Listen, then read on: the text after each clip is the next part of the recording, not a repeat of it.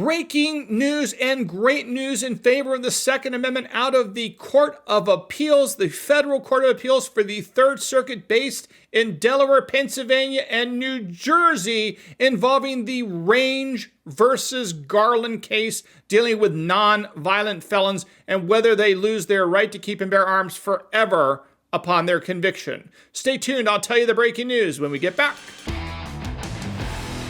Hey folks, I'm Mark Smith, host of the Four Boxes Diner, proud American gun owner, constitutional attorney, member of the United States Supreme Court Bar, and New York Times bestselling author. If you haven't subscribed to the Four Boxes Diner Second Amendment channel, please do so. Show your love for the right to keep and bear arms and help us get to 100,000 subscribers. It will make a big difference in the social media algorithms. Okay, folks, here's the big news. You all know that the Third Circuit Court of Appeals, that is the Federal Court of Appeals that covers the states of Delaware, Pennsylvania, New Jersey, and the District of the Virgin Islands, has agreed to hear en banc, which means all of the judges on that court, a case called Range versus Garland, Merrick Garland.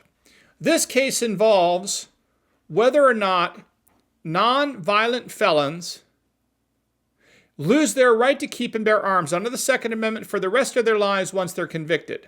Specifically, this is a challenge to the federal statute, the federal gun control statute, 18 U.S.C. 922G, which is the prohibited person statute that talks about who may not have a gun upon various convictions, whether it be a conviction for any kind of a felony or certain misdemeanors, among other things. Now, this is a really big deal, what I'm about to tell you, which, as you know, the Third Circuit agreed to hear this case en banc, meaning the panel decision, and a panel is where you have three judges in a court of appeals hear a case. The panel decision about 2 months ago found that those that have been convicted of felonies, even if those felonies are non-violent, such as mail fraud, lying to the FBI, which is why Martha Stewart has no gun rights, because she was convicted of lying to the FBI, not a violent felony. I don't think Martha Stewart is violent at all, except perhaps to the duck in front of her. Nevertheless, the reality is this, that the panel decision of the Third Circuit said that non-violent felons were felons and therefore they could be denied their gun rights under the Second Amendment and under Nyserpa versus Bruin. However, the Third Circuit Court of Appeals obviously took exception to this, and the entire court decided to rehear this case to determine whether or not that is indeed the case, whether the panel got it right under the Second Amendment. Now, big deal here is we just had the breaking news. Now, what is the breaking news? The breaking news is the federal public defenders. The federal public defenders, who are the federal employees who defend indigent defendants who are charged with crimes, the federal public defenders' offices throughout the Third Circuit Court of Appeals, those are public defenders in New Jersey, Delaware, Pennsylvania, and the Virgin Islands, all submitted an amicus brief in support of the right to keep and bear arms. So the amicus brief argued that the people, as in the right of the people to keep and bear arms, includes those that have been convicted of crimes, and that there is no historical tradition in American life to deny people, especially nonviolent people, the ability to have their right to keep and bear arms for the rest of their lives.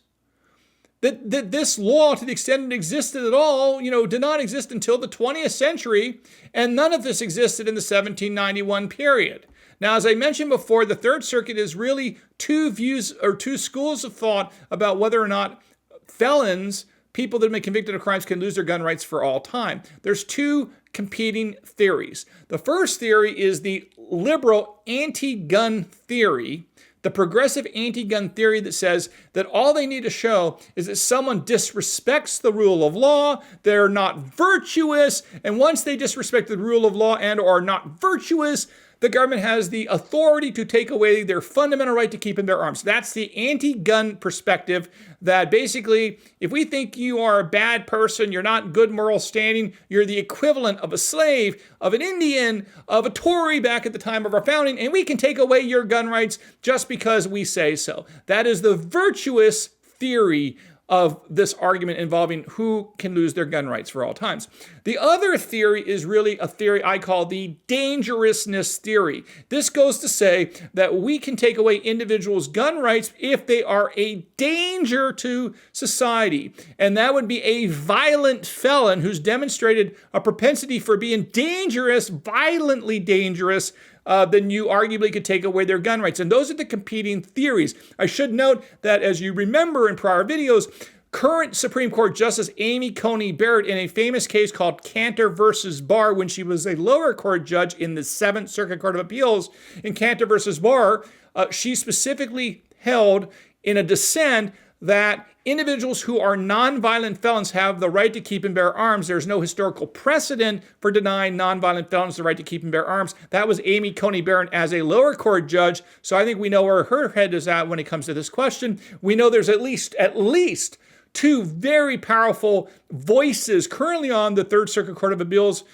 That's Judge Bibas and Judge Thomas Hardiman, who was on the short list to be a Supreme Court justice for Donald Trump, by the way. And both Judge Hardiman and Judge Bibas have come out very strongly in support of the notion that you cannot take away individuals' right to keep and bear arms simply because they've committed a crime or simply because they violated the law. Because in theory, if you think about it, that means that if I'm caught jaywalking or speeding or any other kind of crime, in theory, if that's what Congress says, well, Mark has been caught speeding or jaywalking or whatever, he gets to lose he loses his gun rights for life. That's just not how it works. That deference to the legislative body or Congress is not generally how the Constitution works. And that is exactly the argument that these public defenders are making. And I think this is very powerful because historically, people view public defenders who represent the indigent as more progressive or liberal, if you will, perspective. So the fact that you have sort of people who you would mostly be thinking would perhaps be on the anti-gun side of things, coming out in support of the robust protection of the Second Amendment as applied to nonviolent felons and the like, is a very good sign and a very strong and somewhat surprising ally in our fight to maintain our right to keep and bear arms. But we are very happy that the federal public defenders in the Third Circuit and throughout the Third Circuit are on our side. And the fact they submitted this powerful amicus brief, which I will link to down below, is a good sign that I think we can win this case in the Range case versus Garland case in the Third Circuit Court of Appeals. An exciting win that would be. Okay, folks, I hope you learned a little bit something here at the Four Boxes Diner. If you haven't subscribed, please do so. We'll see you again soon at the Four Boxes Diner. Orders up. Table 2A.